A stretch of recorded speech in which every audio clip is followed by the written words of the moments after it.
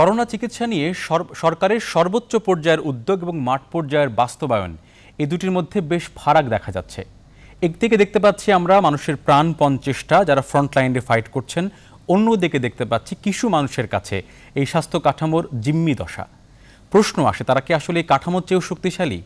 এই প্রশ্নগুলো আছে এবং তার পাশাপাশি আমরা সাম্প্রতিক সময়ে শুনেছি যে কিট সংকটের কারণে অনেক জেলায় করোনার যে উপাত্ত সংগ্রহ সেটি থেমে আছে এবং তার পাশাপাশি আইসিইউতে গিয়ে মানুষের ভোগান্তি। আমরা দেখেছি অনেক ভুঁইফোড় আইসিইউ তৈরি হয়েছে এই করোনাকালীন সংকটকে সামনে রেখে। তারা মানুষের লাশ পর্যন্ত জিম্মি করে টাকা আদায় করছে।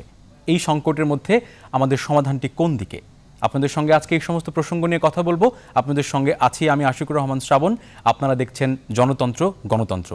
আমাদের সঙ্গে যারা যুক্ত আছেন তারা সামাজিক এবং শারীরিক দূরত্বের কথা মাথায় রেখে স্ব অবস্থান থেকে যুক্ত আছেন। তাদের সঙ্গে আপনাদের প্রথমে পরিচয় করাতে চাই।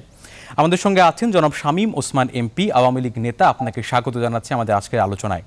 আমাদের সঙ্গে আছেন একরামুল করিম চৌধুরী এমপি, সদস্য, স্বাস্থ্য মন্ত্রণালয় সম্পর্কিত সংসদীয় স্থায়ী কমিটি এবং তিনি নোয়াখালী জেলা আওয়ামী লীগের সাধারণ সম্পাদক। আপনাদের দুজনকে স্বাগত জানাচ্ছি। এবং যারা টিভি সেটের সামনে আছেন তারা তো আমাদের সঙ্গে যুক্ত আছেনই, তারা চাইলে যে কোনো মুহূর্তে আপনাদের মনে তৈরি হওয়া প্রশ্নগুলো আমাদের সঙ্গে শেয়ার করতে পারেন, যুক্তিতর্ক প্রশ্ন উপস্থাপন করতে পারেন। আমরা একই সঙ্গে আছি সামাজিক যোগাযোগ মাধ্যমে। আপনারা চাইলে নিউজ 24-এর ভেরিফাইড ফেসবুক পেজ এবং ইউটিউব চ্যানেলে আমাদের সঙ্গে যুক্ত হয়ে তর্ক যুক্তি প্রশ্ন উপস্থাপন করতে পারেন। কথা বলতে চাই বেহাল করোনা চিকিৎসা কাঠামো উত্তরণ কিভাবে।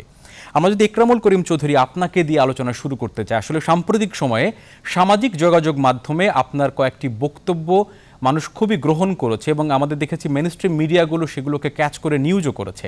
আপনি সেখানে স্পষ্ট ভাষায় বলেছেন যে সরকারের সর্বোচ্চ পর্যায়ের উদ্যোগ এবং মাঠ পর্যায়ের বাস্তবায়নের মধ্যে ফারাক আছে।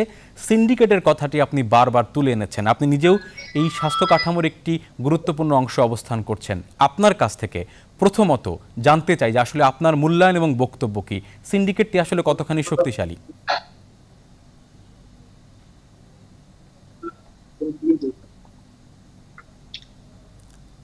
অ্যাকচুয়ালি আপনাদের কথা কিছু শোনা যাচ্ছে না। জনাব একরামুল করিম চৌধুরী, আমাকে পাচ্ছেন? আপনাকে শুনতে পাচ্ছি আমরা, আপনার কথা শুনতে চাই আমরা। আপনি কি আমার প্রশ্নটি বুঝতে পেরেছেন একরামুল করিম চৌধুরী? আমি অনুমানের ভিত্তিতে কথা বলতে পারি। আমি আপনার কথা 50% বুঝিনি। আপনার কথাগুলো খুব কাটা কাটা আসতেছে, আমার কিছুই শোনা যাচ্ছে না। তবে অনুমানের ভিত্তিতে বলতে পারি, আমি যতটুকু বুঝতে পারছি যে আপনি শুরু করেন যে গত কয়েকদিনের ঘটনা নিয়ে স্বাস্থ্য মন্ত্রণালয়ের উপর করোনার উপরে যে এগুলো নিয়ে শুনতে চাচ্ছেন সম্ভবত। জি,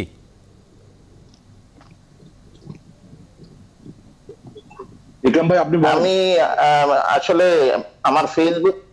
আমার ফেসবুকে কিছু কথাবার্তা আমি বলছিলাম প্রথম বিগিনিং থেকেই, করোনা শুরু হওয়ার পর থেকে আমি এলাকাতেই, আমার নির্বাচনী এলাকাতেই আছি এবং এখান থেকে আমি শেখ হাসিনা সারা দিন রাত আমাদের মাননীয় প্রধানমন্ত্রী যেভাবে কষ্ট করছেন এই করোনা ভাইরাসের জন্য, ওনার নির্দেশে আমরা মাঠে আছি।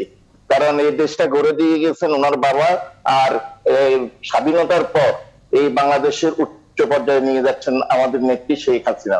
এখন ওনার নির্দেশ মোতাবেক আমরা এলাকায় আছি, কিন্তু এলাকায় থাকতে গিয়ে আমরা দেখলাম যে আমি স্বাস্থ্য মন্ত্রণালয়ের একজন স্ট্যান্ডিং কমিটির মেম্বার, আমি দেখলাম যে আমার এখানে দুটো নমুনা সংগ্রহ করার জায়গা আছে, পরীক্ষা করার দুটোই আমি করে দেওয়ার ব্যবস্থা করেছি। কিন্তু গত 7 দিন থেকে আমার এলাকায় কোনো কিট নেই। কিট না থাকাতে আমার মানুষ যখন মারা যাচ্ছে, আমরা আপনারা জানেন শামীম হোসেন ভাই এখানে আছেন, উনি একজন রাজনৈতিক নেতা, আমিও নোয়াখালী জেলা আওয়ামী লীগের সাধারণ সম্পাদক। আমি দেখলাম যে আমার সামনে আমার কর্মী মারা যাচ্ছে, আমি দেখছি যে আমার সামনে বিনা চিকিৎসায় লোক মারা যাচ্ছে। অথচ আমি ওইখানকার মেম্বার হিসেবে আমি জানি ওইখানে সিন্ডিকেটের মাধ্যমে কি বলেন, পিপিপি বলেন, তারপরে মাস্ক বলেন, সব নকলগুলো এনে লুটপাট হচ্ছে। এই কারণে আমি গত 2-3 দিন আগে একটা স্ট্যাটাস দিয়েছিলাম যে মাননীয় প্রধানমন্ত্রীর কাছে প্রার্থনা করেছিলাম যে সিন্ডিকেটটা উনি যেভাবে গ্যাস সিলিন্ডারকে ধ্বংস করেছিল 3-4 দিনে, তেমনি এই স্বাস্থ্য বিভাগের সিন্ডিকেটটা যদি উনি ভেঙে দিতে পারে, তাহলে সারা বাংলাদেশের মানুষ করোনার দুঃসময়ে মানুষ উপকার পাবে। এই কারণে আমি একটা স্ট্যাটাস দেওয়ার পর আপনারা পত্রিকার লোকজন এটা নিয়ে অনেক জেগেছে। তবে আপনাদের এই জায়গাটা আপনারা আরো আগে হওয়া উচিত ছিল, কারণ আমরা বলার পর আপনারা জায়গা, কিন্তু আপনারা যদি আরো আগে থেকে ডাকতেন তাহলে এই সিন্ডিকেটটা, এই যে মিঠু কে সে বিএনপির হাওয়া ভবন থেকে এখন পর্যন্ত তার দূরত্ব এই স্বাস্থ্য বিভাগে, তার নামে কোনো কোম্পানি নাই, কিন্তু 42টা কোম্পানি তার নিজস্ব, সেখানে সে তাকে উপস্থিত রাখে না, সে অন্য সিন্ডিকেটের লোকদেরকে দিয়ে ব্যবসা করে যাচ্ছে। আমরা মাননীয় প্রধানমন্ত্রীর কাছে আমি যতটুকু জানি, আমার বড় ভাই শামীম ওসমান ভাই উনিও হয়তো এই ব্যাপারে কথা বলবেন। আমরা করোনা থেকে আমাদের কর্মীদেরকে রক্ষা করতে চাই। আমার পরিচয় কি? আমি একজন রাজনৈতিক নেতা, নোয়াখালী জেলা আওয়ামী লীগের সেক্রেটারি। যখন আমার কোনো কর্মী চিকিৎসা নিতে পারে না, তখন আমার বুকে ব্যথা লাগে। আমরা তো ওই সাধারণ ব্যবসায়ী থেকে এসা না, আমরা ছোটকাল থেকে ছাত্রলীগ, যুবলীগ, আওয়ামী লীগ করে এই পর্যায়ে এসেছি। আমরা দলকে ভালোবাসি, মানুষকে ভালোবাসি। আমাদেরকে 2008 সালে আমাকে ভোট দিয়েছিল, আমি আমার জনগণকে ভালোবাসি বলেই আজকে আমি ফ্রন্টলাইনে এসে দুটো করার জন্য চেষ্টা করছি। আপনি কি আমার প্রশ্ন শুনতে পাচ্ছেন কিনা? আপনার কাছে কয়েকটি প্রশ্ন তৈরি হয়েছে আমাদের, যদিও আসলে আপনি শুনতে পাচ্ছেন কিনা সে ব্যাপারটা আমি নিশ্চিত না। তারপরেও আমি বলবো শামীম ওসমান ভাই যদি আমার প্রশ্নটি শুনে থাকেন, আপনি তাহলে একটু ওনাকে যদি আমার প্রশ্নটা রিলে করে দেন। আপনি কথাগুলো বুঝতেছি না। যে সিন্ডিকেটের কথাটি শুনছি আমরা, আপনি নিজেই বললেন যে সিন্ডিকেটটি আসলে হাওয়া ভবন থেকে তিনি এখন পর্যন্ত এই সিন্ডিকেটের মাধ্যমে এই সেক্টরে আসলে এক ধরনের অরাজকতা তৈরি করে রেখেছেন। এই তথ্যটি কি সরকারের যারা এই সমস্ত মন্ত্রণালয়ে আছেন বা যারা সিদ্ধান্ত নিয়ে বাস্তবায়ন করতে পারেন তারা তো ব্যাপারটি জানেন, কেন মাঠ পর্যায়ে বাস্তবায়ন হয় না? তারা এখনো কেন সেই জায়গায় বসে থাকে? আমি আপনার প্রশ্নটা কিছু বুঝি নাই, কিন্তু আমি ইকরাম ভাইয়ের কথার পরিপ্রেক্ষিতেই আমি কিছু কথা বলতে চাই। আমি প্রথমেই ধন্যবাদ জানাই চ্যানেল 24 কে যে আমাকে আপনি সংযোগ দিয়েছেন, এই কারণে যে আপনি আমাকে আমার এলাকার জনগণ এবং দেশবাসীর পক্ষে কথা বলার কিছু সুযোগ দিয়েছেন। আমি আমার ভাই ইকরাম ভাইয়ের কণ্ঠ মিলিয়ে কথা বলতে চাই। মাননীয় প্রধানমন্ত্রী চাইলেই পারবেন।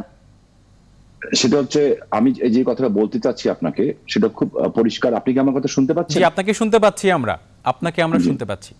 জি জি জি আমরা যে কথাটা হচ্ছে যে আমি আমার বাস্তব অভিজ্ঞতা থেকে কিছু কথা বলি। আমি এই কিছুদিনের ঘটনায়, গত 1 মাসের 2 মাসের 3 মাসের ঘটনায়, একটা করোনা সারা পৃথিবীতেই কিন্তু আজকে একদম ক্র্যাকডাউন হয়ে গেছে, বিশেষ করে উন্নত বিশ্ব তো একেবারেই ক্র্যাকডাউন হয়ে গেছে। সেই হিসাবে কিন্তু আমরা অনেক বেশি বেটার পারপাস আমরা মানে শো করেছি, পারফরমেন্স শো করেছেন বিকজ অফ ঘুরে ফিরে একটা নামই চলে আসতেছে, বিকজ অফ জাতির জনকের কন্যা মাননীয় প্রধানমন্ত্রী শেখ হাসিনা। তাহলে কি একটা মানুষকে দিয়ে সবকিছু করতে হবে? এখানে একটা প্রশ্ন ক্লিক থেকে যায়, ঠিক আছে? সেইখানে আমার যে সাবজেক্ট ম্যাটারটা হচ্ছে যে এখানে যখন এই করোনা আক্রান্ত হলো, আমরা কিন্তু অন্যান্য সেক্টরগুলিতে, ধরেন আমরা যে ফুড ডিস্ট্রিবিউশন, খাবার ডিস্ট্রিবিউশন, এই খাবার ডিস্ট্রিবিউশনের ভিতরে কিন্তু আলহামদুলিল্লাহ আমার মনে হয় আমরা 99% সাকসেসফুল হয়েছি। তারপরে ধরেন মাননীয় প্রধানমন্ত্রী 50 লাখ পরিবারের কাছে উনি ক্যাশ টাকা পৌঁছেছেন, এটাতেও আমরা 99% না 100% আমরা আশা করি আল্লাহর রহমতে ভালো করেছি। প্রণোদনা, কৃষি থেকে আরম্ভ করে মসজিদের মুয়াজ্জিন পর্যন্ত এই জায়গাটাও কিন্তু সবার কাছে জিনিস পৌঁছে গেছে। প্রবলেমটা কোথায় হয়েছে? প্রবলেমটা হয়েছে যেটা সবচেয়ে ইম্পর্টেন্ট, মানুষ যেখানে সবচেয়ে বেশি অসহায়, সেটা হচ্ছে স্বাস্থ্য খাত। কিন্তু কেন প্রবলেম হবে? কেন? আমি আমার অভিজ্ঞতা থেকে বলছি, যদি বিষয়টা অসম্ভব হতো তাহলে আমার কোনো আপত্তি ছিল না।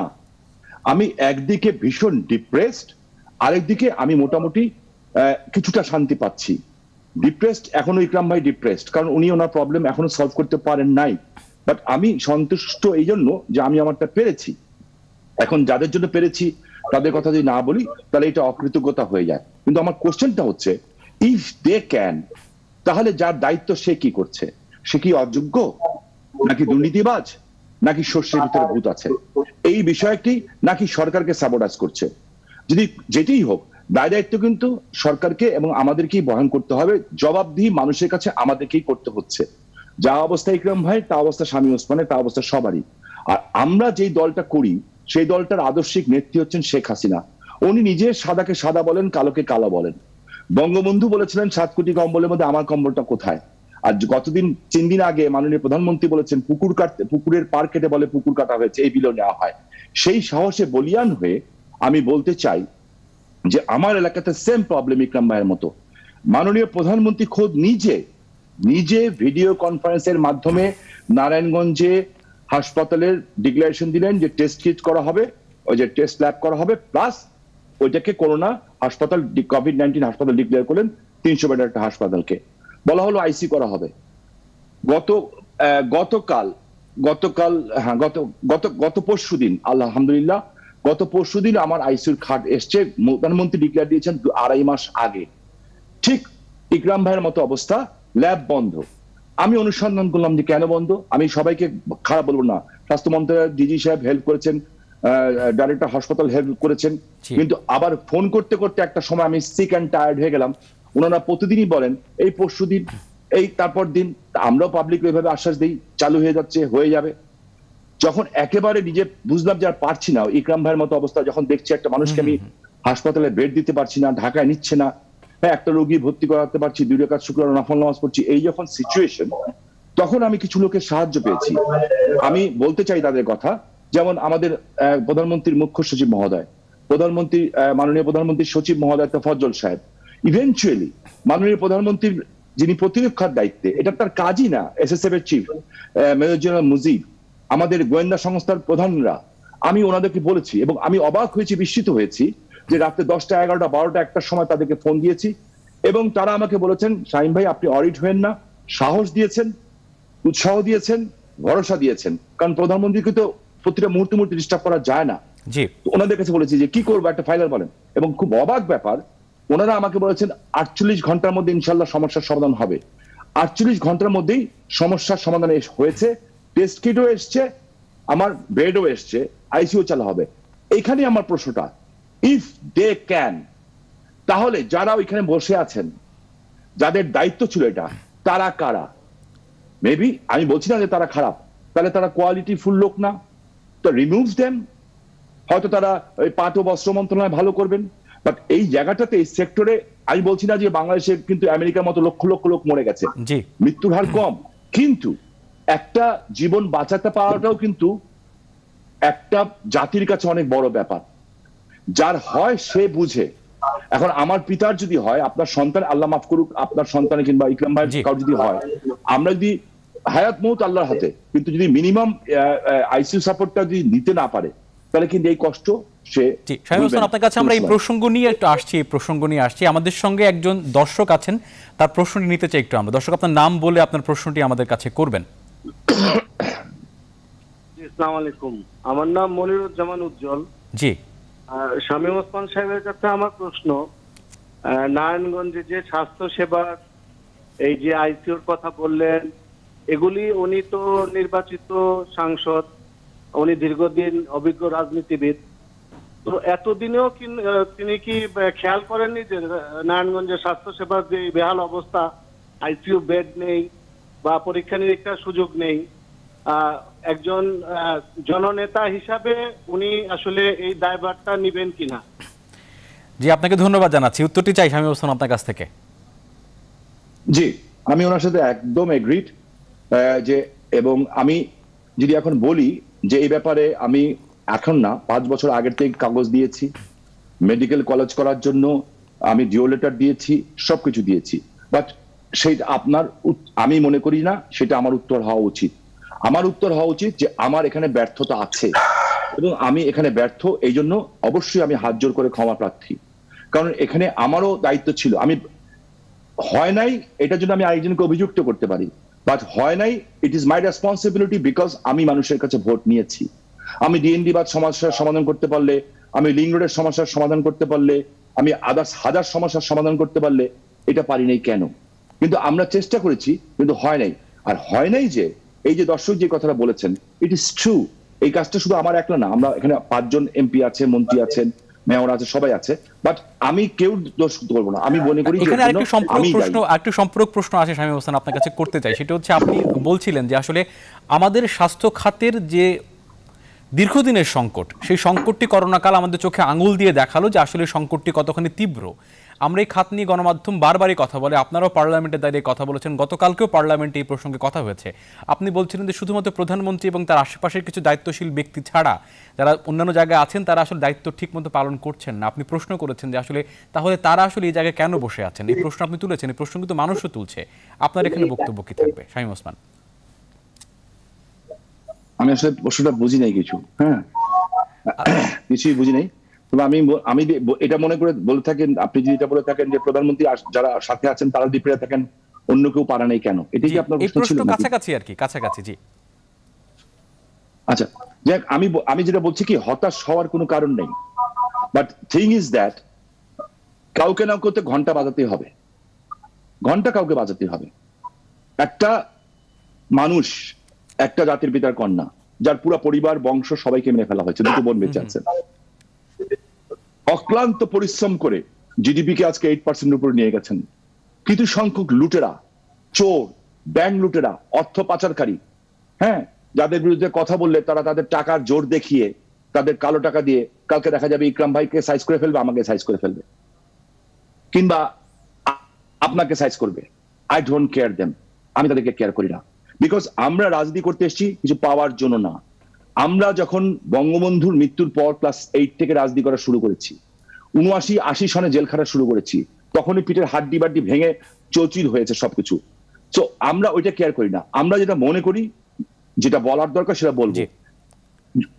একজনকে মানি, পৃথিবীতে সবচেয়ে যে এই দুনিয়াতে এসেছি যার নামে, আমরা রাজনীতিটাকে, আমি ইকরাম ভাই, আমরা যারা শেখ হাসিনার কর্মী, আমরা মনে করি রাজনীতি একটা এবাদত এবং এটাকে আল্লাহকে পাওয়ার একটা অস্ত্র, আল্লাহকে পাওয়ার পথ। আমার কিছু সংখ্যক লোকের জন্য আমার জাতির জনকের কন্যার ভাবমূর্তি আঘাত হবে, ওনার স্বপ্ন, বঙ্গবন্ধুর স্বপ্ন বাস্তবায়নের জন্য যে 21 বার মৃত্যুর ঝুঁকি নিয়ে উনি যে চেষ্টা করেছেন, সেখানে আজকে আঙুল তুলবে। অন্ততপক্ষে আমি আপনার কাছে ওয়াদা করতে পারি, আমি সাংবাদিক ভাইদের কাছে অনুরোধ জানাতে পারি যে আমরা উই নিড ইউর সাপোর্ট। আমরা কোনো পারসেপশন চাই না, প্রমাণ চাই। প্রমাণ দিবেন, প্রমাণ সহকারে, কারণ পারসেপশন যখন দেওয়া হয় তখন জিনিসটাকে অন্যদিকে চলে যায়। প্রমাণ দিলে অবশ্যই পার্লামেন্টের বাইরে এবং পার্লামেন্টের ভিতরে কথা বলবো এবং তাদের বিরুদ্ধে ভয়েস রেইজ করব। একটাই কারণে, আমরা বঙ্গবন্ধুর আদর্শের কর্মী, আমরা শেখ হাসিনার কর্মী। এই দেশটা যে স্বাধীন করেছে, এই দেশটা। আরো একজন দর্শক আমাদের সঙ্গে আছেন, তার প্রশ্নটি আমরা জানতে চাই। দর্শক, আপনার নাম বলে আপনার প্রশ্নটি আমাদের কাছে করবেন। জি, আসসালামু আলাইকুম। ওয়ালাইকুম আসসালাম। জি, আমার নাম হাসান, আমি কুমিল্লা থেকে ফোন করেছি। আমরা দেখতে পেলাম যে কিছুদিন ধরে লকডাউন নিয়ে নানা ধরনের কথাবার্তা চলছে। যেমন হচ্ছে, কোথাও কোথাও দেখা গেল যে সেই এলাকার সিভিল সার্জন জানেনই না, সেই এলাকার জনপ্রতিনিধির কথা বললেন, তিনি লকডাউন ঘোষণা করেছেন। আবার কোথাও কোথাও দেখা গিয়েছে সিভিল সার্জন বলেছেন যে লকডাউন জনপ্রতিনিধি বা অন্যান্য এলাকার লোকজন জানেনই না যে লকডাউন ঘোষণা করা হয়েছে। আসলে লকডাউনটা ঘোষণা করবে কে, এবং আসলে এই যে লকডাউন আসলে কিভাবে পালন করা হবে? আরেকটা প্রশ্ন হলো যে এখন পর্যন্ত বিভিন্ন জায়গায় যে red zone, yellow zone, green zone করা হলো, এই শুধু কি রেড জোন গুলোতেই কি আসলে সাধারণ মানুষের চলাচল বিধিনিষেধ দেখা হবে? তাহলে তো গ্রিন জোন যেসব এলাকায় কম রোগ, সেসব এলাকায় তো আক্রান্ত বাড়বে। এটা আসলে তদারকি করবে। আপনাকে অনেক ধন্যবাদ জানাচ্ছি। একরামুল করিম চৌধুরী, আপনি কি আমাকে শুনেছেন কিনা বা আপনি দর্শককে শুনেছেন কিনা, আপনার বক্তব্য জানতে চাই এখন আমরা এই মুহূর্তে। একরামুল করিম চৌধুরী, শুনতে পাচ্ছেন না বোধহয়? শামীম হোসেন, আপনার কথা তিনি শুনছেন, আপনি কি তাকে একটু বলবেন কিনা আসলে এই প্রসঙ্গে একটু উত্তর দেওয়ার জন্য? আপনি আমার হয়ে একটু আমি লাস্টের দিকে একটু শুনেছি। তারপরে শামীম ভাই, আপনি প্রশ্নটি করেন তাকে একটু আমার হয়ে। হ্যাঁ, ইকরাম ভাই, উনি যেটা প্রশ্ন করেছেন সেটা হচ্ছে যে লকডাউনের বিষয়ে হু উইল মানে গিভ দ্য ডিসিশন। এই যে আমি প্রশ্নটা বুঝিনি। লকডাউনটা করছে যে বিভিন্ন সময় বলছে লকডাউন, অনেক জায়গায় জনপ্রতিনিধি বলছে লকডাউন, অনেক সময় সিভিল সার্জন বলছে, আমি জানি না। এই যে লকডাউন নিয়ে একটা মিসম্যানেজমেন্ট, এই ব্যাপারটাতে উনি জানতে চেয়েছেন। আরেকটি প্রশ্ন আপনি আমার হয়ে করবেন, সেটা হচ্ছে আপনার বক্তব্য নিশ্চয়ই তিনি শুনেছেন, আপনার বক্তব্যের প্রেক্ষাপটে তার কোনো কিছু বলার আছে কিনা বা সংযুক্ত করার কিছু আছে কিনা? এটা সিভিল সার্জনের মাধ্যমে হয়। সিভিল সার্জন ডিসি কে জানায়। আমি একটু শেষ করি। ডিসি কে জানায়, ডিসি কে জানায়, ডিসি অ্যাকচুয়ালি অব্যবস্থার কারণে, স্বাস্থ্য বিভাগের অবস্থানের কারণে লকডাউন গুলো সঠিকভাবে হচ্ছে না। তারা সঠিকভাবে সিদ্ধান্ত দিতে পারছে না, সঠিকভাবে এগিয়ে নিতে পারছে না। মানে তাদের এমন আছে, এর আগে সিভিল চার্জের, আমি আপনি শুধু একটু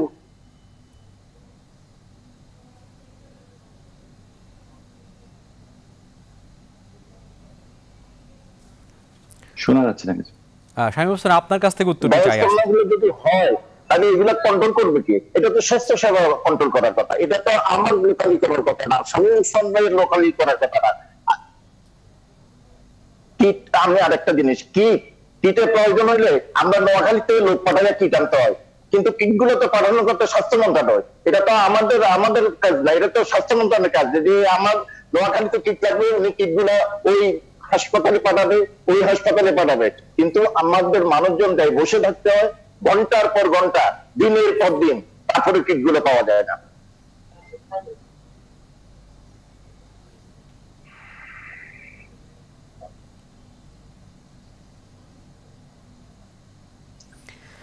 শামীম হোসেন, সম্ভবত উনি আসলে ইন্টারনেট ব্যবহার করছেন, সেটিতে মনে হয় একটু ঝামেলা হচ্ছে। আপনি কি উত্তরটি দেবেন কিনা তার হয়ে, শামীম ওসমান?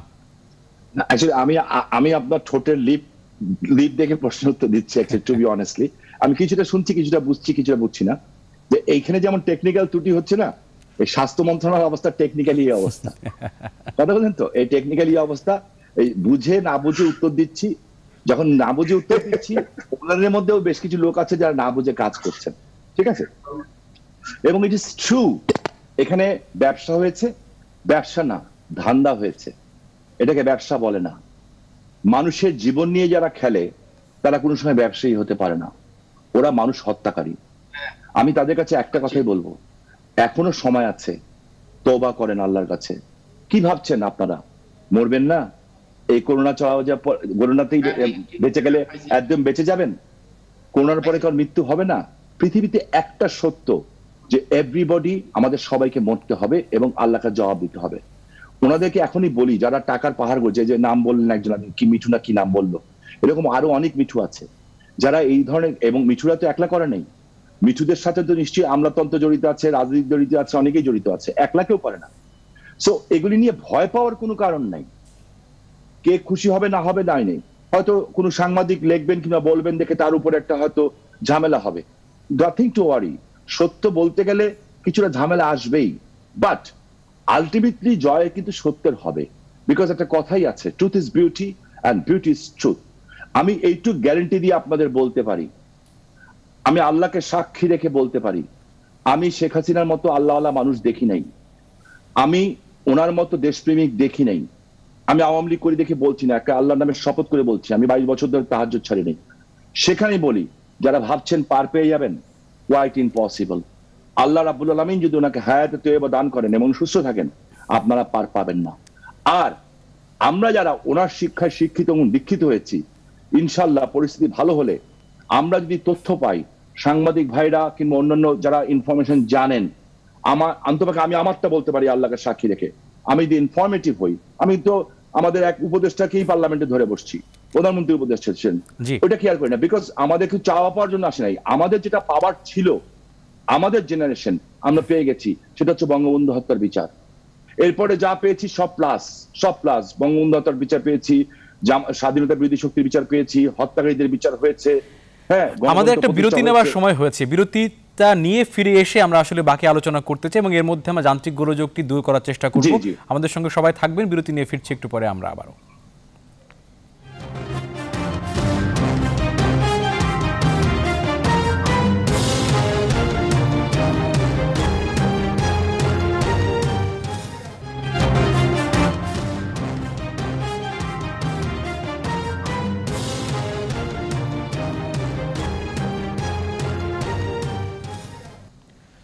দর্শক, আবারও স্বাগত। আপনারা দেখছেন জনতন্ত্র গণতন্ত্র। আপনাদের সঙ্গে আছি আমি আশিকুর রহমান শ্রাবণ। আমরা কথা বলছি বেহাল করোনা চিকিৎসা এবং এই কাঠামোকে আসলে কীভাবে আমরা ঢেলে সাজাতে পারি। বিরতির আগে আমরা অনেক প্রসঙ্গ নিয়ে কথা বলেছিলাম।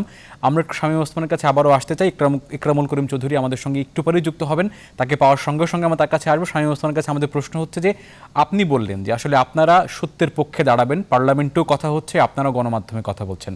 যদি আসলে গণমাধ্যম তাদের বিরুদ্ধে কথা বলে বা যদি সাধারণ মানুষ তাদের বিরুদ্ধে কথা বলে, অনেক ক্ষেত্রে তারা অনেক বেশি শক্তিশালী, তাদের সেভ করার জন্য আসলে কোনো কাঠামো আছে কিনা রাষ্ট্রের মধ্যে? আমরা জানি তারা এই সিন্ডিকেটটি দীর্ঘদিন ধরে পরিচালিত করছে। আপনার এখানে বক্তব্য কি থাকবে শামীম ওসমান?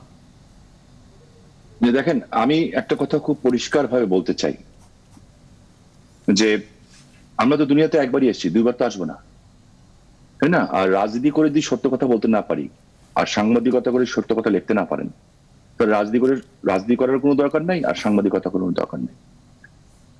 আমরা এই সত্য কথা বলতে যে আগে নিগৃহীত হইনি তাই না, আমরা তো আজকে ক্ষমতা আসছি, আগে তো ক্ষমতা ছিলাম না। জেল, জুলুম, হুলিয়া, বোমা ব্লাস্ট, যখন স্বাধীনতার বিরোধী শক্তির বিরুদ্ধে কথা বলেছি, এটা তো আমার এক্সটেনশন লাইফ। 2001-এ যখন বলেছি গোলাম আজম নিষিদ্ধ, তখন বম ব্লাস্ট করা হয়েছে, 20 জন মানুষ মরে গেছে, হাত পা খুলে গেছে, আমার এই হাত উড়ে গেছিল, এই পা উড়ে গেছিল, পঙ্গু হয়ে গেছিল। সো আল্লাহ বাঁচিয়ে রেখেছে। তো যেই কদিন বেঁচে আছি অবভিয়াসলি চেষ্টা করব মানুষের জন্য কথা বলতে, মানুষের পক্ষে কথা বলতে।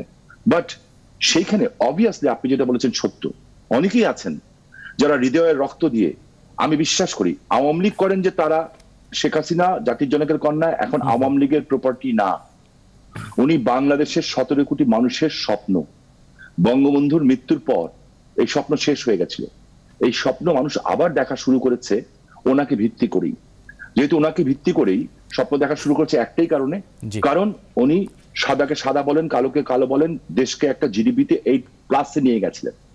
সো এই স্বপ্নটা বাস্তবায়নে আমরা হলাম ছোট ছোট ছোট ছোট কর্মী কিছু আছি।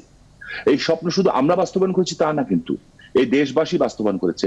সেখানে আপনার লেখনী কাজ করেছে, সাংবাদিক কাজ করেছে, পুলিশ কাজ করেছে, মিলিটারি কাজ করেছে, আমলাতন্ত্র কাজ করেছে, সবাই কাজ করেছে। এর মধ্যে কিছু কিছু জায়গায় উইপোকা আছে, এর মধ্যে কিছু কিছু জায়গায় বিষাক্ত সাপ আছে, এই কিছু কিছু জায়গায় লুটেরা আছে যারা দংশন করে এবং পিছন দিয়ে ছোবল মারার চেষ্টা করে। আপনাকে আমাকে মনে রাখতে হবে একটা খুব পরিষ্কার ভাবে একটা কথা, এই দলের ভিতরে যেভাবে জাতির জনকের সাথে সৈয়দ নজরুল ইসলাম, মরহুম তাজউদ্দিন সাহেব, কামরুজ্জামান আর মনসুর আলী সাহেবের মতো লোক ছিল, এই দলের ভিতরে কিন্তু খন্দকার মোস্তাকের মতো বিষাক্ত বিষধর সাপও ছিল। সেই কারণে আমি যেটা বলি, আপনার কথা সঠিক, আমি যদি বুঝে থাকি, আমরা সত্য কথা যখন বলবো পার্লামেন্টে কিংবা পার্লামেন্টের বাইরে বলবো, এটা ফাইনাল, কিন্তু আমরা কোন পারসেপশনে বলতে রাজি না। আমরা প্রমাণ সহকারে বলবো, পার্টির ভিতরে বলবো, পার্লামেন্টারি কমিটি মিটিং এ বলবো, বিকজ আমাদের সময় কিন্তু শেষ। 58+ চলতেছে বয়স, 59-এ পা দিয়ে দিয়েছি, তাই না? টাইম টু গো, কাউকে নাও থাকতে হবে। যদি আল্লাহ বাঁচিয়ে রাখেন তাহলে কথা বলবো একটাই কারণে বলবো, যে দেশকে ভালোবাসি, দেশের মানুষকে ভালোবাসি মুক্তিযোদ্ধার সন্তান হিসাবে। এবং আমি প্রিটি মাচ কনফার্ম তখন আমাদের উপর আঘাত আসবে, এবং এই আঘাতটা কেমন করে আসবে? ঠিক আমরা যখন 2001-এর আগে যখন গোলাম আজমকে অবাঞ্ছিত ঘোষণা করলাম, আমরা যখন লং মার্চটাকে আটকে দিয়ে বাংলাদেশে তখন একটা অভ্যুত্থান করার ঘটনার চেষ্টা করা হয়েছিল, তখন কিন্তু যখন কথা বলেছিলাম সত্যটা স্বাধীনতা বিরোধী শক্তির বিরুদ্ধে, তাদের পয়সায় লালিত পালিত লোকরা কিন্তু তখন আমাদেরকে গডফাদার বানিয়ে দিয়েছিল এবং বোমা হামলা করে আমাদের বোমা হামলার বিচার আমাদের উপরে চাপিয়ে দেওয়া হয়েছিল বিএনপি ক্ষমতা আসার উপরে। আমি জানি এই প্রসঙ্গ নিয়েও যখন কথা বলতে যাব তখন কিন্তু একইভাবে আঘাত আসবে। সেইখানে একটা শক্তিকে এক হতে হবে, যারা হৃদয়ের রক্ত দিয়ে লেখেন। হয়তো আজকে তিনি আঘাতপ্রাপ্ত হচ্ছেন, আমি প্রিটি মাচ কনফার্ম যে আজকে আপনি আঘাতপ্রাপ্ত হচ্ছেন, ইটস ট্রু, যে আপনি আপনার রক্ত দিয়ে, ভালোবাসা দিয়ে জাতির জনকের কন্যার জন্য, দেশকে ভালো জায়গায় নেওয়ার জন্য আপনি লিখছেন কিংবা বলছেন কিংবা আপনার কার্যক্রম চালাচ্ছেন। ভালো মানুষের সংখ্যা অনেক বেশি, খারাপ মানুষের সংখ্যা কম, কিন্তু এই খারাপ মানুষগুলি রুল করতে চায় সমাজকে। কিন্তু আমাদের শক্তির আধার হচ্ছে, যেমন 71-এর আগে, 75-এর আগে শক্তির আধার ছিল জাতির জনক বঙ্গবন্ধু শেখ মুজিব, আমাদের শক্তির আধার হচ্ছে জননেত্রী শেখ হাসিনা। আমরা অবশ্যই একটা ব্যারিয়ার তৈরি করব যারা ওই পর্যন্ত যেতে না পারে। সেইখানে কিন্তু আমরা যে আঘাতটা পাবো, সেই আঘাতটা কিন্তু আমরা পাবো কোত্থেকে, আমি আপনাকে পরিষ্কার ভাবে বলতে, মৃত্যুর আঘাতকে ভয় পাই না, মেরে ফেলবে ওই আঘাতটা ভয় পাই না, ওই চিন্তা করেই আমরা রাজনীতিতে এসেছি। একবার দুইবার না, বহুবার মারার চেষ্টা করছে, কিন্তু আঘাতটা করা হয় কোথা থেকে জানেন? আঘাতটা করা হয় এদের হাতেও। শুধু এটা কিন্তু ওই যেমন আপনি লক্ষ্য করেন, এই যে বসুন্ধরা গ্রুপ, একটা বিগ গ্রুপ, ওনার কি দরকার পড়েছিল যে এত বড় একটা কনভেনশন সেন্টারকে বন্ধ করে দিয়ে উনি ওখানে মানুষের জন্য হাসপাতাল তৈরি করবেন? উনি প্রধানমন্ত্রী ফান্ডে 10 কোটি টাকা দিবেন because they love the country. এরকম উনি করেছেন, যমুনা গ্রুপ করেছে, আর অনেকেই করেছে। So we salute them. ঠিক এই মিডিয়ার কথা বলছেন, আবার এইটাও আছে কিন্তু যারা অপেক্ষা করছেন কখন দেশের অর্থনীতি খারাপ অবস্থা হবে, কখন পিছনের দরজা দিয়ে ক্ষমতা আসা যায়, কিভাবে এই সরকারকে কিংবা প্রধানমন্ত্রীকে বেকায়দা ফেলা যায়, যারাই এখানে পোস্টগার্ড হওয়ার চেষ্টা করছেন তাদেরকে ওনারা আঘাত করছেন। এবং আঘাতের কিছু নমুনা আমি দেখছি। সো আমার আপনাদের মাধ্যমে আজকে সাংবাদিক ভাইয়ের কাছে একটা হাত জোর করে নোট থাকবে যে আমরা কথা বলবো কোনো কিছু পাওয়ার জন্য না, কিন্তু সেই সময়টা অন্তপক্ষে খেয়াল রাখবেন যাতে আমাদেরকে আবারও ওই কালো টাকার মালিকরা যাতে আঘাতপ্রাপ্ত করতে না পারে। সেই আঘাতটা হচ্ছে আমাদেরকে হত্যা করুক, সেটা কোনো সমস্যা নাই, ওই কাজ করতে পারবে, হায়াত মত আল্লাহর হাতে, কিন্তু যাতে ইমেজটাকে পারসেপশন তৈরি করে দিতে না পারে। Because we want to tell the truth. জি, আপনার কাছে এই প্রসঙ্গে আমি আবারও আসছি, একটু একরামুল করিম চৌধুরীর কাছে আমরা আসতে চাই। আপনি কি আমাকে শুনতে পাচ্ছেন? এখন আমার কথা কি আপনি শুনতে পাচ্ছেন? শুনতে পাচ্ছি। আমরা প্রথম থেকে আলোচনা করছি, আপনি অনেকবার যুক্ত হয়েছিলেন। আপনার প্রথম কথা ধরেই আসি, আসলে শামীম ওসমান যে কথাটি বলার চেষ্টা করেছেন যে এই কাঠামোর ভেতরে, এই স্বাস্থ্য খাতের ভেতরে আসলে সিন্ডিকেট আছে, বেনিয়া আছে, লুটেরা আছে, এবং তারা আসলে এই স্বাস্থ্য কাঠামোটাকে এমন একটি জায়গায় নিয়ে গেছে যেখানে সাধারণ মানুষ চিকিৎসা বঞ্চিত হচ্ছে। আমরা দেখেছি আজকেও আইসিইউ বাণিজ্য হয়, রোগীর হাত বেঁধে রেখে তার কাছ থেকে টাকা আদায় করার মতো ঘটনাও ঘটছে। আপনারা আসলে এই কাঠামোর মধ্যে থেকে কি করতে পারছেন? সাধারণ মানুষ কিন্তু এই প্রশ্নগুলো আপনাদের কাছেই করছে। কি জবাব আছে আপনাদের এই প্রসঙ্গে? একরামুল করিম চৌধুরী। আমি আপনাদেরকে শুধু এটুকু বলতে পারি, এই স্বাস্থ্য বিভাগের ইয়েটা আপনার এই সিন্ডিকেটটা সারা বাংলাদেশ ব্যাপী। আপনি মফস্বল শহরে কোন হাসপাতালে যদি কিছু ডেলিভারি নিবে, সবগুলো 2 নম্বর, এবং দেখবেন যে ম্যাক্সিমাম হাসপাতালে এক্স-রে মেশিন নষ্ট, 2 নম্বর মেশিন দেওয়া হয়, এবং এগুলা দেখা যায় যে স্বাস্থ্য ওরা ঠিক অর্থনৈতিকভাবে লাভবান হয়ে চলে যায়, কিন্তু আমাদের গ্রামের লোকগুলো এই সেবা পায় না ডিউ টু এই সিন্ডিকেট। আমি আমার নেত্রী, আমার বাবা ছিল মুক্তিযোদ্ধা, আমার বাবার নেতা ছিল বঙ্গবন্ধু শেখ মুজিবুর রহমান, আমার নেত্রী হলো জননেত্রী শেখ হাসিনা। আমি আমার নেত্রীকে বলবো, আপনি সিন্ডিকেট ভাঙতে পারছেন, ক্যাসিনোর, এটাকেও আপনি পারবেন। আপনি শুধু কাউকে দায়িত্ব দেন, এদেরকে বিতাড়িত করলে সবকিছু। এখানের সাথে স্বাস্থ্য সেবা যারা চাকরি করেন, যারা বড় বড় পোস্টে আছেন, আর যারা বড় বড় অর্থনৈতিক সুবিধা নিচ্ছেন, এরা সবাই জড়িত হয়ে কিন্তু এই কাজগুলো করতেছে।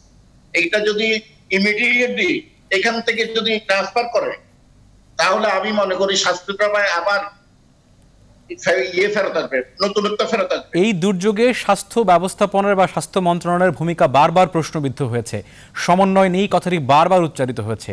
তাহলে কি নেতৃত্বের জায়গায় সংকট, না আসলে ইমপ্লিমেন্টেশনের জায়গায় সংকট? আপনার কি মনে হয়? নেতৃত্বের জায়গায় মোটেও সংকট। আমার নেত্রী যত সময় যত নেতৃত্ব দিচ্ছে, ওনার সিদ্ধান্তের বাস্তবায়ন যেখানে হচ্ছে, আমার নেত্রীকে সবকিছু জানানো হয় না, আমার নেত্রীকে লুকানো করা হচ্ছে, আড়াল করা হচ্ছে। আমি শামীম ভাই যখন কথা বলেছি, নিশ্চয়ই আমাদের নেত্রী এগুলো শুনবেন এবং এখানে হস্তক্ষেপ করবেন। এখানে হস্তক্ষেপ করলে সব কিছু ঠিক হয়ে যাবে। আর একটা জিনিস, করোনাতে বলা হয় যত পরীক্ষা হবে ততই ফলাফলটা বেরিয়ে আসবে, অথচ মন্ত্রণালয় থেকে বলে দেওয়া হয়েছে যে কম করে যেন এই পরীক্ষা করা হয়। এটা কি কথা হলো? যত বেশি পরীক্ষা করবে ততই তো লাভবান হবে। আমি কি জেনে শুনে মারা যাব? আমার সামনে আমার কর্মী মারা যাচ্ছে, আমি যারা আমার সন্তানের মতো তারা মারা যাচ্ছে, আমি তাদেরকে চিকিৎসা দিতে পারতেছি না, তারা আমার কাছে হাহাকার করতেছে, আমরা কথা বলতে পারতেছি না। আমি সাংবাদিক ভাইদের মাধ্যমে আপনাদের কাছে অনুরোধ করব, আসুন এই সিন্ডিকেটের বিরুদ্ধে আমরা সবাই মিলে লড়ে উঠি। আমাদেরকে কিছুই করতে পারবে না, করোনার মতো অদৃশ্য শক্তি কিছুই করতে পারতেছে না, আর এরা তো দৃশ্যমান শক্তি। আপনারা আমাদের জন্য একটু দোয়া করবেন। আর আপনি বলেছেন যে কম করে টেস্ট করার কথা বলা হচ্ছে। একরামুল করিম চৌধুরী, আপনার কাছে আরেকটি প্রশ্ন আছে। কম করে টেস্ট করার কথা বলা হচ্ছে, এটি কার কাছ থেকে এসেছে তথ্যটি? কারা বলছেন তথ্যটি? এটি করে লাভটা কি আসলে? আমি যেমন এনএসটির কথা বলি, জি, তারপরে আব্দুল মালিক রুগীর হাসপাতালের কথা, আমি তাদের সাথে গতকালকে বসেছিলাম, সিভিল সার্জন সহ, তারা 30টা করে প্রতি উপজেলায় নেওয়ার জন্য বলছে, নমুনা নেওয়ার জন্য বলছে, 30টার বেশি নিতে পারবে না, এটা তারা ডাইরেক্টলি বলেই দিচ্ছে। তো তাহলে কেমনে চিকিৎসা হবে? আমার এনএসটিওতে 1000 প্রতিদিন করতে পারে, এখন তাদেরকে বলা হয়েছে 200-250 বেশি করা যাবে না। তার মানে কি আপনি কি এই কথাটি মনে করেন কিনা আসলে প্রধানমন্ত্রীর নেতৃত্ব, তার উদ্যোগ, ফ্রন্টলাইন ফাইটারদের এই রকম প্রাণান্তকর চেষ্টা সবকিছুই মাঝখানের যারা ব্যবস্থাপনায় আছেন তাদের অসমন্বয় এবং এই সমস্ত কারণে কি আসলে শেষ পর্যন্ত প্রশ্নবিদ্ধ হচ্ছে বারবার একরামুল করিম চৌধুরী? মিডলম্যানরা লুটপাট করার চেষ্টা করতেছে। কারণ একটা কিট যদি 500 টাকায় আনে, সেটার বিল করে 5000 টাকা। আপনার একটা যন্ত্র যদি 5000 টাকা আনে, সেটা বিল করা হয় 20000 টাকা। এগুলা দুদক ভালো মতো আমার মনে করা উচিত। আমরা এই সংকটের মধ্যে আরো দেখেছি আসলে যে সমস্ত পিপি গুলো সরবরাহ করা হচ্ছে, পিপি গুলো এখন পর্যন্ত সাইজে খাটো। আপনারা যারা ফ্রন্ট লাইনে ফাইট করছে ডাক্তাররা, তাদের অভিযোগ বারবারই ছিল। এই অভিযোগের আমি আপনাকে শুধু একটা কথা বলি, জি জি জি, বাংলাদেশে একমাত্র ডাক্তাররা কেন এগিয়ে আসবে? 50 জন ডাক্তার মারা গেছে। এই ফ্রন্ট লাইনের ডাক্তাররা যদি না আসে তাহলে কে দেখবে এদেরকে? আজকে পর্যন্ত আমি জানি যে 50 জন ডাক্তার মারা গেছে। এই 50 জন ডাক্তারের দায়িত্ব কত টাকার বিনিময়ে এই ডাক্তারটা তৈরি করতে পারবেন? কিন্তু এদের লুটপাটের কারণে এই ডাক্তাররা পিপি ঠিক মতো পায়নি, মাস্ক ঠিক মতো পায়নি, যার কারণে করোনা তাদেরকে আক্রান্ত করেছে। এরা পৃথিবী ছেড়ে চলে যাবে। আমি মাননীয় প্রধানের কাছে বিচার চাই, এই যারা লুটপাট করছে তাদের যেন সত্যিকারের আইনের আওতায় নিয়ে আসে। জি, আপনাকে ধন্যবাদ জানাচ্ছি। আমরা শামীম ওসমানের কাছে একটু আসতে চাই। বিরতির আমাদের শেষ করার আগে আর মাত্র 1 মিনিট 30 সেকেন্ড সময় আছে। আপনার কাছ থেকে আসলে সংকটের সমাধানের পথটা কি? প্রধানমন্ত্রীর নেতৃত্বের যে সিদ্ধান্তগুলো সেগুলো বাস্তবায়ন করতে যারা দায়িত্ব পালন করছেন, তারা যদি আসলে দায়িত্ব পালনে অবহেলা করেন বা দায়িত্ব পালন করতে ব্যর্থ হন, তাহলে তো রেজাল্টটি আগের মতোই শূন্যই আসবে। আপনার কি মূল্যায়ন শামীম ওসমান? না, অ্যাকচুয়ালি আমি কিছু বুঝি নাই, কিন্তু আমি যেটা বলতে চাচ্ছি বলছি। আমি ইকরাম ভাই যে বলছে আমার মনে হয় ওই সূত্র ধরে আপনি আমাকে জিজ্ঞেস করেছেন। আমি একটা কথা বলতে চাই, আমি কিন্তু ফ্রাস্ট্রেটেড না, বিকজ আই নো মাননীয় প্রধানমন্ত্রী শেখ হাসিনা, বিকজ আমরা তাকে প্রধানমন্ত্রী হিসাবে শুধু দেখি না, আমরা তাকে আমাদের মা হিসাবে দেখি, যারা 75-এর পরে আমরা রাজনীতিতে এসেছি। ওনাকে রন্ধে রন্ধে চিনি, এবং আমার যেটা মনে হচ্ছে, আমরা বলছি না যে আমরা একে বলবো, এর বিরুদ্ধে কথা বলবো, মনে হয় না ভাগে পাবো আমরা, উনি ধরে ফেলবেন। উনি কিন্তু স্বাস্থ্য মন্ত্রণালয়ে কিন্তু বিভিন্ন সেক্টরে কিন্তু চেঞ্জ শুরু হয়ে গেছে। যেমন সিএমএসডি ডাইরেক্টর করা হয়েছে যে লোকটাকে, he is one of the honest person, আমি তাকে চিনি পার্সোনালি। অ্যাকচুয়ালি প্রবলেম তো শুধু স্বাস্থ্য খাতে না। আমাদের সময় একদমই শেষ। আপনার শেষ বাক্যটি বললে আমাদের অনুষ্ঠান শেষ করতে পারি আমরা। শামীম ওসমান। সো আমি শুধু একটা কথাই বলতে চাই, আস্থা রাখুন। শুধু একটা জিনিসই আমি আল্লাহর কাছে শুকরিয়া করি, যদি আল্লাহ মাফ করুক, আজকে যে আমরা মাত্র 1500 লোকের মৃত্যু হয়েছে, কিন্তু যেভাবে জনগণের পাশে এই সরকার দাঁড়াতে পেরেছে, যদি আল্লাহ না করুক, যদি প্রধানমন্ত্রী জাতির জনকের কন্যা শেখ হাসিনার সরকার না হতো, তাহলে দেশটির কি অবস্থা হতো। জি, আপনাকে অনেক ধন্যবাদ জানাচ্ছি শামীম ওসমান, আমাদের সঙ্গে যুক্ত হওয়ার জন্য। একরামুল করিম চৌধুরী, আপনাকেও ধন্যবাদ জানাচ্ছি। যারা টিভি সেটের সামনে ছিলেন প্রত্যেকে ধন্যবাদ জানাচ্ছি। এই সংকটটির মূল অনেক ভেতরে, উৎপাটন করতে হলে সর্বোচ্চ শক্তি প্রয়োগ করা প্রয়োজন। শেষ করছি আজকের মতো, কালকে আবার দেখা হবে।